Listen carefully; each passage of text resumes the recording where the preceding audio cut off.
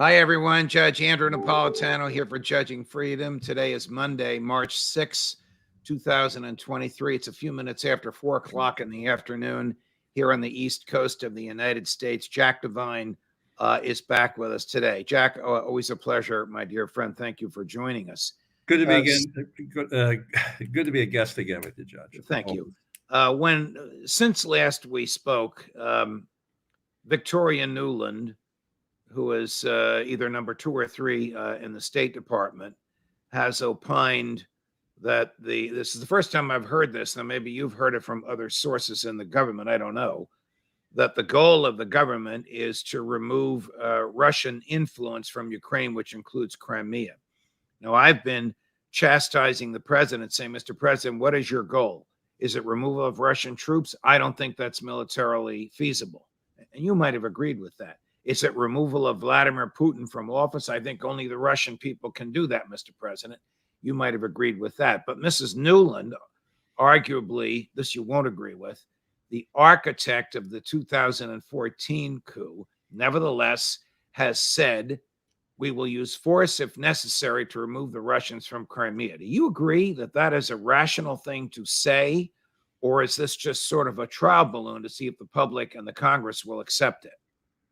Just for point of clarification, who would use force in the Crimea? The Ukrainians, certainly, if she's talking U.S. troops anywhere in the fray, I think that isn't consistent with the policy Congress wishes or the EU. So getting the Crimea back, first of all, you got to win. You got to win. You got to be on a roll before you get to the Crimea, right? In other words, that you're. So the point is, if you get the Russians back on their heels far enough to Crimea, you just keep pushing. Now, when you say you, and I understand what you're saying. You're talking about the Ukrainians. You're not talking about American troops on the ground or American jets in the air. It was if I were talking to Ukrainians. In other words, if you get them, and if anyone's recommending and advising them, if you really want to break the back of Putin, is you take the Crimea. But that's a big ask. I mean, we got to get through the summer. We got to get through holding the ground. But the Russians are taking a tremendous beating. Now, the Ukrainians are also suffering great losses, and we can't lose sight of that. The Crimea is the place where Putin cannot make any sort of agreement whatsoever. He has to be beaten on that one if that's our goal. I think, as I was saying to you the last time, Judge, I think there's a bigger issue. He started this fight, but what he's unleashed is a change of the geopolitical situation worldwide. So we need to have a strategy about how we deal with that. It's not all about the Ukraine. And I've been on record from March of last year that once Putin did this, he really can't be part of the international community. He has to go. Now, that's not for me to say. That's for the Russian people, as you rightfully pointed out. But the goal is you have to stop his aggression. And I was listening to a fellow the other day who was talking about how the Russians, their strategy is always to keep going west. So if you don't stop him, he'll keep going. But it's not feasible to imagine American troops invading Ukraine, either on the ground or from F-16s, is it? Because Mrs. Nuland, I got to call it Secretary Nuland, hinted. I've written 2 books, which you have promoted very effectively for me. But both of them have the same thesis. Do not put American troops on the ground. The indigenous people have to be prepared to fight. And, the Ukrainians are prepared to fight. You support them to the hilt. But the point is, there is no reason to put American troops in there at this point. But we should be doing everything short of that to push back and save for our sake that Putin doesn't take over the Ukraine, because he's not going to stop there. The biggest contributors, by the way, proportionately, are all the countries bordering on Russia, because they know they're the next. They're in the lion's mouth next. If you had been Secretary Blinken and you had a chance for 10 minutes with Foreign Minister Lavrov of Russia, as was the case last week when the two of them were in Mumbai, India, would you have said, hey, Sergei, let's talk? Or would you have said, hey, Sergei, we're in this for as long as it takes? And then Sergei walks away. I mean, which is the more prudent diplomatic communication between the top American diplomat and the top Russian diplomat? Diplomacy is not always the right answer. So, but I do believe in negotiating. I do believe in talking. I know you do. I've read And the I book. said That's that that's before- why I'm pushing you on Right. this. And that's where I talked so extensively about we needed to get it straight with the Russians, for the last 5 or 6 years and talk to them, make sure we're having private discussions. Once he crossed the border, Mox Nix, I'm not so sure. I'm almost tempted to say I would turn my back on him. Okay. But your alternative would be my second pick, which is, look, we're in it. You want to be in it? Okay, let's have at it, but don't make any mistake. We're all in. All right. So I actually think I would ostracize them at every occasion. I wouldn't take their calls. They're not prepared. There is no negotiation. If you believe there's a negotiation, Judge, go to the table. all right. I do not believe There's a obviously deal. some I don't kind think of- there's a deal that can be made now. All right. Now, maybe later, if they do as poorly, some of the indications of the big offensive are really not showing well for the Russians. I mean, we're talking about one town as if that wins a war, and even there, the Ukrainians pushed them back really hard this week. So they've got a lot of terror. If you want to talk about taking Crimea is hard, you got to go to the Kremlin and talk about, well, how hard is it to take Ukraine? Really hard. All right, so They're never going to give up. the media is reporting that this morning, and I don't know where this is happening because I don't know where this is done. 2 Ukraine jet pilots are in the U.S. beginning their training on F-16s. I guess that means the Biden administration is planning really to up the ante, because if Sure we looks give them like F-16s, they can attack Moscow. Sure looks like it. I would make sure that the gas didn't extend to Moscow, but yeah, I think they're doing the right thing. Now, I think there was trepidation at the beginning by those professionals that follow this because they thought the Russians were going to do better, and they were concerned about the repercussions and would be drug into NATO. But when the Polish deal, when they were going to offer the F-23s and there was hesitation, do you remember that? I vacillated, to my shame. Vacillated, thinking, well, we don't want to push him too hard. Until I went to the mountain and started thinking, why would we want to push him as hard as we can? What's he going to do? Well, so my point today is he is pushing as hard. He's bombing. He's trying to obliterate Ukraine. He's trying to level it, right? So why not? What is he going to do if you put the F-13s? What's he going to do if you put the tanks in? He's going to bring a new fancy army in. He's going to call up another 500,000 people that'll be cut to shreds. I mean, what is he going to do? And you say, well, nuclear. Well, I don't think we're there. When we get there, we can revisit it. But right now, I think we push as hard as we can with everything we have. Do you have any hesitation about the sacrifice of American lives in Ukraine? Do you not fear this becoming another Vietnam? Well, that was our big mistake, Judge. Remember, we always go in as an advisory group, right? That's the way we are now until old Joe decides to send more boys. If the locals, again, I want to put this marble on my grave. I was going to say he was a nice guy, but instead I think I'm going to put on my gravestone. Do not go in and fight unless the indigenous people are prepared to die to the last person, right? Then maybe you can consider it. And America has to be attacked directly. That's the other caveat. And we haven't been directly attacked. So I am saying, Theo, I see no reason why American troops should go in, but NATO and the U.S. are united in making sure that Putin doesn't eat up not only Ukraine, Eastern Europe, where he's going to be the world's biggest menace in your lifetime. Okay, you said America needs to be attacked directly before we go in. I agree with you. You know that Putin has not attacked America, has not threatened to attack America, is not stupid enough to attack America. What about not attack Poland? You better not attack Poland. Okay, that was my next question. What about Article 5 of NATO? Should American troops enter the Ukraine war if, as Dmitry Medvedev, whom you know or know of, once the president of Russia, between several of Putin's terms, said, we'll go all the way to the Polish border and farther west if we have to. Well, if he goes farther west, that's Was he wearing a helmet? Was he wearing a helmet when he said that? I don't think so. He should be, Well, because Jack, you're not wearing a helmet. well, yeah, because I'm not wearing one because I don't need one. He needs one. If he's going to do that, he needs it. I don't.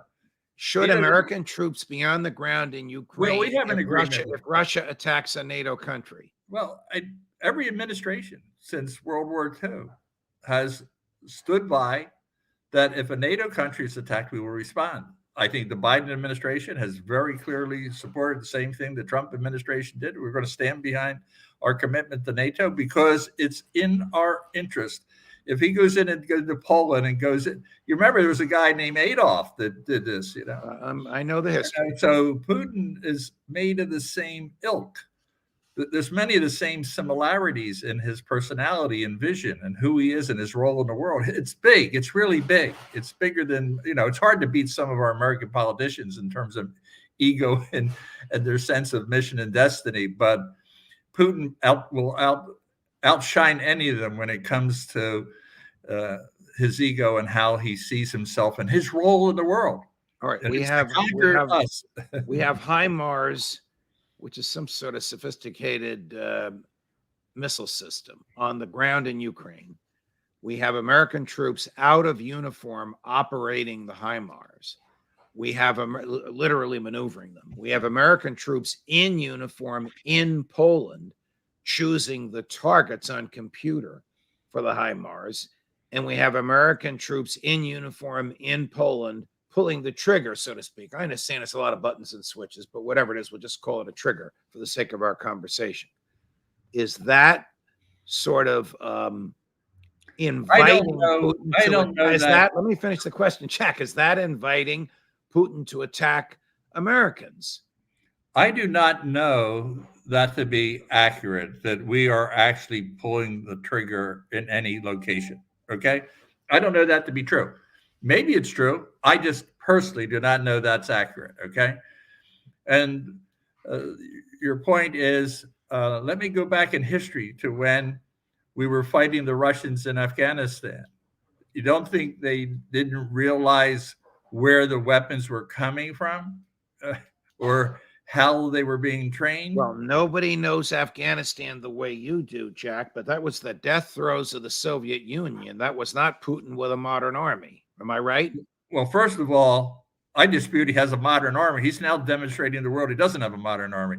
He has a lot of modern weapons. But he has a more modern army now than he had in the Afghanistan than Gorbachev had in the Afghan days. Yeah, but Judge, look at what the Afghanis had, AK-47s. Look at what technology has done for the Ukrainians and all the sophisticated technology from drones to, I mean, the cyber intelligence.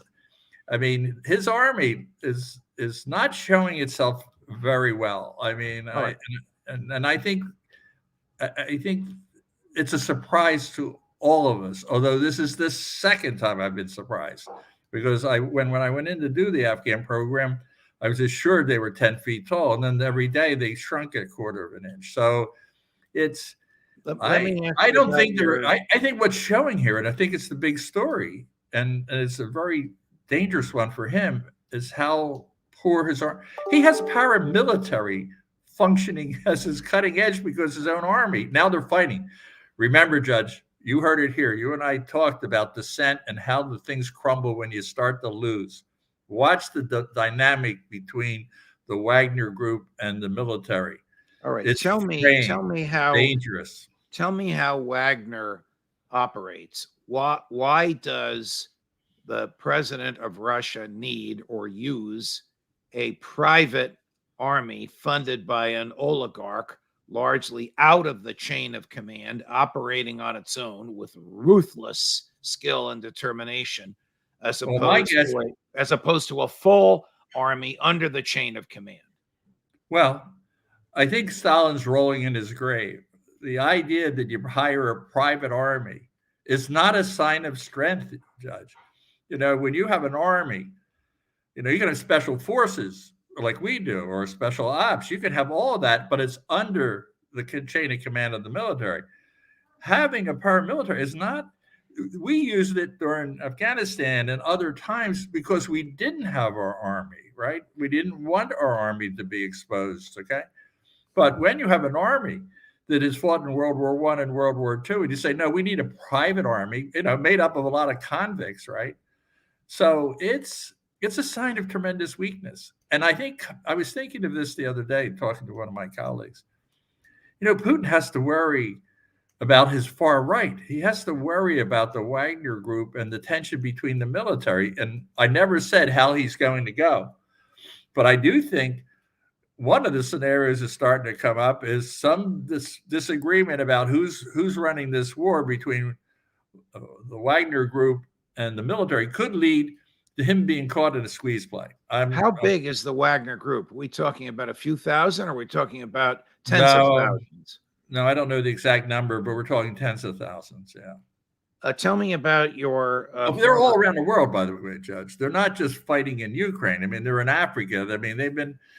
It's a very unusual model to be in a coexisting with an active military. Well, who funds them? Does Prigozhin fund them, the oligarch that wants to replace Putin, or does the Russian government fund them? Private sources can't fund this, in my opinion. Private sources do fund or do not fund? Cannot. It's too big. Right. What are your former colleagues telling the president in the daily briefings he gets about the war? We have, as you know, you're telling him the truth. Oh, Jack, come on! Their job, according to Mike Pompeo, you're the former director. Their job is to steal secrets and lie about it. We'll talk about that. Well, let me. You put a marker down. Let me respond to that one. Go ahead. That is true outside of the U.S. and outside of the U.S. judicial system. I had a professional lawyer at my elbow for the last 15 years of my career, and I wasn't unique. In other words, this is a very important concept. I know we're getting off on this, but the audience needs to understand how much the CIA is internally regulated so that it isn't the swashbuckling group around the world. It's less exciting because it does play by the rules. And telling the truth, anybody that tells you that that the best thing to do is to lie that Congress or the President of the United States should be fired on the spot. All right. Does the CIA that speaks to the president, I guess very high-ranking people, do they tell him what they think he wants to hear? Or are they telling him the raw data that's coming from agents in the field? It's not raw data. Every once in a while. Okay, all right, the analyzed raw data. No, but sometimes. Are they putting spin on it to make old Joe feel good, to reinforce his preconceived notions? Sometimes they will bring in a piece of raw data to show, in other words, this is a really neat operation that took place. But the normal product is a very polished synthesis of not just human, but technology, satellites, SIGINT. In other words, it's a very sophisticated product, and it's not relying on the operator like me to give his opinion and judgment. It's on analysts that have studied it. So when the president gets that, it's their best judgment. But they should never recommend policy. Their job is to bring facts. You used a technical term. You used a technical term. I know what it is and what it means, but I want you to define it. SIGINT. Yes, signals intelligence. So in the intelligence community around the world, one of the big endeavors going back to World War I is to try and intercept other people's mail, the communications. Well, today it is so robust, and also it's digital, right? So if you'll remember, it wasn't our finest hour, but they were in the United Nations making a case about Iraq, and they brought in the intercept of a couple colonels, which usually we do not divulge information. So if you're on the open radio, or if you're in often history books are written about codes that are broken. Right. So that's what signals intelligence is. Okay. So when you and I email each other, are your former colleagues monitoring what we're saying? If so, they should go to jail. The reason is CIA is not authorized to collect intelligence on any American. Now, there are several categories, but you have to get a court order and judge. I'm aware of all that. I'm also aware of FBI agents testifying under oath that the CIA does their dirty work for them in the U.S. because they have the means to do Did you get that under oath? Did you get that under oath? You get that under oath. Well, I assume it's under oath. It's in a federal courtroom. I would say it's nonsense. Okay, bring me in as an expert witness, and I will say nonsense. All okay, right. Jack, always a pleasure. We'll have you back soon, whether there's a turn in events or whether it's the same thing happening. We appreciate, as you know, my fans love to comment on your insight. I know they do, and I remember at the beginning of the discussion, you telling me that one said, "Jack, strike back." Right, and you did, and you did. Thank you, Jack. All the best. Never draw blood, but I strike back. There you go. More as we Okay, get thank it. Judge Napolitano for Judging Freedom. All right.